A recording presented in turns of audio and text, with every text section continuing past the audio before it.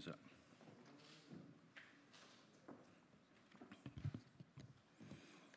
오늘 있었던 중앙지검 수사팀의 한동훈 검사장 핸드폰 압수수색과 관련돼서 발생한 독직 폭행 사건과 관련된 미래통합당 법사위원들의 입장을 말씀드리겠습니다.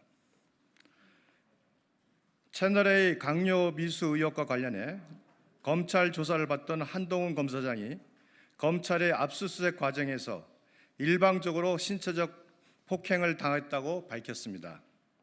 한동훈 검사장 측에 따르면 서울중앙지검 정진웅 부장검사 등은 한 검사장이 전보 배치되어 있는 경기 용인의 법무연수원 압수수색을 위해 사무실에 도착했습니다.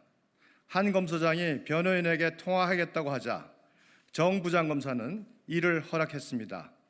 그런데 한 검사장이 통화를 위해 휴대전화 비밀번호를 풀려 하자 소파 건너편에 있던 정 부장검사가 탁자 너머로 몸을 날려 한 검사장의 팔과 어깨를 움켜쥐었다는 것입니다. 이후 정 부장검사는 한 검사장 몸 위로 올라타 팔과 어깨를 움켜쥐고 얼굴을 눌렀다고 했습니다. 한 검사장 측은 공권력을 이용한 독직 폭행을 일방적으로 당한 만큼 법적 조치를 하겠다고 밝혔습니다.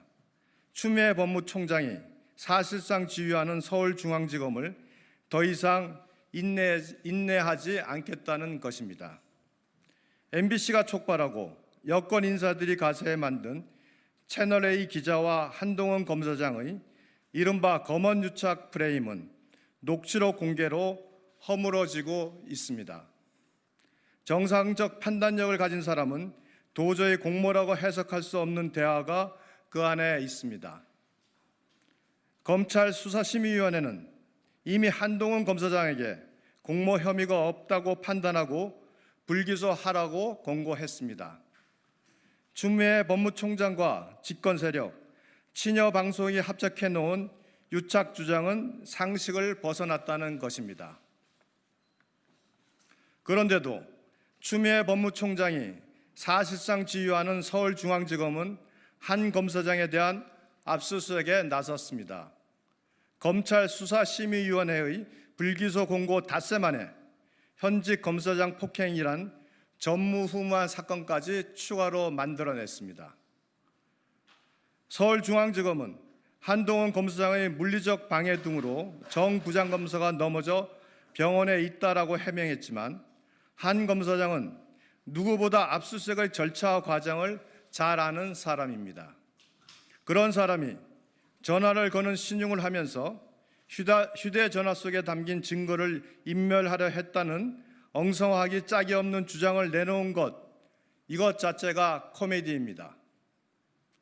추미애 법무총장은 자신과 가까운 서울중앙지검 간부가 KBS 기자에게 공모의 증거라며 허위 사실을 제보했고 KBS는 사실 확인도 없이 보도해 결국 오보로 판명나면서 권력과 친여 방송의 유착 의혹이 뚜렷해지고 있다는 점에 대해 언제까지 눈 감고 있을 것입니까? KBS는 현직 기자 107명이 실명, 성명을 통해 외부 개입을 넘어 청부 보도 의혹까지 제기한 상황입니다. 언론에 보도된 KBS 취재 녹취록에 따르면 중앙지검 핵심 간부가 KBS 기자에게 한동훈하고 이전 기자가 왜 조율하겠어? 선거에 영향을 미치려는 의도가 너무 명백하잖아 라고 했고 KBS는 이를 근거로 보도했지만 모두 허위로 밝혀졌습니다. 이런 게 여론공작, 여론조작이 아니고 뭐란 말입니까?